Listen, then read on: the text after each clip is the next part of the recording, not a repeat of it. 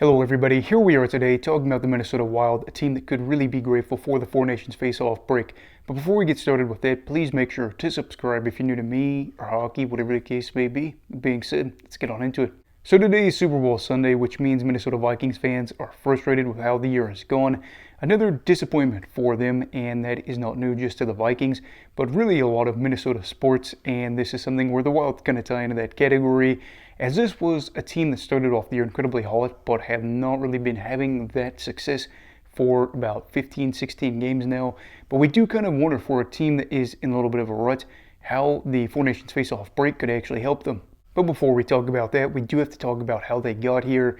The Minnesota Wild missed the playoffs last year, but opened the season in incredible fashion.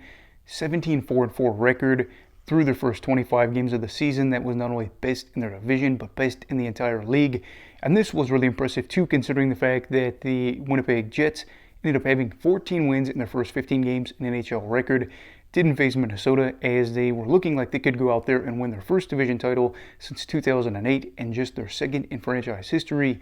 Obviously big for a team that has not got a lot to say has happened in their time as a franchise. However, things just kind of got to a spot where they hit their first hiccup in the road. They lost 4 games in a row before going out there and winning, I believe, 7 out of the next 9 games. So it's okay. They've been able to kind of balance things out a little bit. And then again, they end up hitting a little bit of a bigger road bump as they are 6-8-0 over their past 14 games. Mind you, at the time of recording this, they are currently playing the New York Islanders. They are down 3-1, but it is going to be one of those deals where, again, too close to call. I don't know if they're going to win it yet, but if they do lose it, they would be 6-9-0 over the next 15 games, or over their current past 15 games. But considering this team is still looking like they'll make the playoffs after missing out last year and still look like they'll probably finish right around 100 points, it may not be a big deal, right? I mean, again, this would probably be a successful year for a lot of teams, especially a team like Minnesota, saying, well, we've got back to the playoffs. That's a good thing. And that may end up being the case, and again, it all really comes down to the playoffs. But I think one of the concerning things for Minnesota is the fact that teams in their division really are kind of either passing them up or catching up to them. The Dallas Stars are a prime example of this. They just, of course, got Mikael Granlund. They are adding, and they are a team that is right there with Minnesota, but is a team that's been dealing with some injuries. I think with them trying to be better and really push to make to the Stanley Cup final, they probably are going to get a little bit of separation between themselves and the Minnesota Wild, as they could try to really get aggressive to make sure they win that Stanley Cup that's kind of been elusive with this group, even though they've had a lot of really good years. So Dallas, I think, will probably go on to secure the 2 seed out in the Central, which means that probably the 3 seed's the only ones up for grabs. Problem is, for the Wild, the Colorado Avalanche are kind of right there as well too. For the Avs, this team is doing better. They got off, I believe, a rough start in the early part of the season. Actually, they did. I remember making a video about it.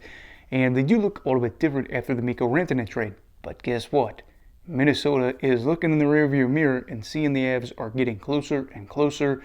And that's when you realize for Minnesota that it actually could be a problem, because when this season is all said and done, even if we exclude the playoffs and just talk about the regular season, which I know we'll talk about the playoffs as well, but if you look at the regular season, they would go from possibly being in conversation to winning the President's Trophy after 25 games to instead somehow falling out of top 3 in their division and going into a wild card spot. Now, I'm going to be honest, this really isn't helped by the fact that Kirill Kaprizov has been missing some games and I believe has undergone surgery.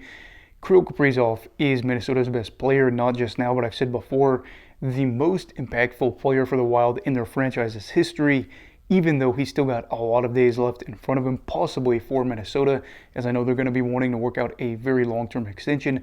But either way, in the short term, losing Kirill is just a big blow. You want to be able to see guys like Rossi and Boldy really step up in this regard, but even still, losing a player of Kaprizov's caliber, especially with the start to the year that he had, where he just had an insane amount of multi-point nights, him being out of the lineup is not really ideal. Joel Eriksson, another proven, impactful player for the team, also been dealing with some injuries too as of late. So when you have those two guys at a lineup, you can kind of see, hey, why over the past 14 games, they have only won 6 of those. And this is where you get a little bit worried, saying, well, what if somebody like Kaprizov was out a little bit longer? Are we still going to see these results where we are not really doing a whole lot besides treading water? And even then, like we've already talked about earlier in the video, they're not really treading water with those other teams kind of catching up in the regard or passing them. That is a problem. Then you have the whole Ryan Hartman suspension incident. I don't think it's necessarily as big of a deal for them right now. I think it's more about come playoff time with Ryan Hartman, of course, being on this team. Do they worry when they get in the playoffs about kind of what situation that he could put them in? He's had some suspensions in recent years. You would hate for him to have a series defining moment in the playoffs, knowing that it very well could be something that is as a result of a suspension and the other team benefiting from that. Now, I know that's really kind of getting ahead of ourselves here in that regard, but it is still something that we could say come playoff time if he ends up doing something like that, even if it's just something where he ends up in the box saying, well, Ryan Hartman, saw that one coming from a mile away. I don't know. I guess that is something for the future. But this is all just to kind of say, again, highlighting the fact that the Four Nations face-off could be a great thing for Minnesota to kind of reset and retool, just try to get a little bit healthier and kind of understand the severity of the situation right now, knowing that they very well may have to be a wild card team going out there and playing in the playoffs against some really, really good teams. And I don't exactly know how this will all pan out for them, but this is just a deal where they don't have some of their better players and they are sinking when the teams are surging. It happens throughout the year. The problem is now we see them with less than 30 games to go. I do believe, well, it's probably a little bit closer to about 25 games for the course of the year. This is where things kind of get tough, but with a little bit of that break to help them out, maybe they are able to surge back and kind of have a good push to kick off the break, and then they're able to get back at least to a secure spot in the playoffs and have a little bit of a better idea about if the path for them is going to be that much harder. And I think that for a team like Minnesota, ultimately this is going to be a year that could be disappointing because of how promising it started versus how it ended, but this is more about you get to the playoffs, even if you get to the second round for the Wild, if it ends there, I still think it is a positive thing. But for the Minnesota Wild, compared to a lot of other teams in the league, especially, I think that they would benefit from a little bit of a longer break. That's kind of why we're talking about it in today's video. But anyway, what are your thoughts on that? Let me know down below in the comments. Also, please make sure as well to enjoy the Super Bowl tonight. Anyway, everybody, please make sure to stay safe. Have a great night. And Eagle of Hockey, all right. Goodbye, Brigadiers and Brigadettes. This is your captain signing off. Have a great night.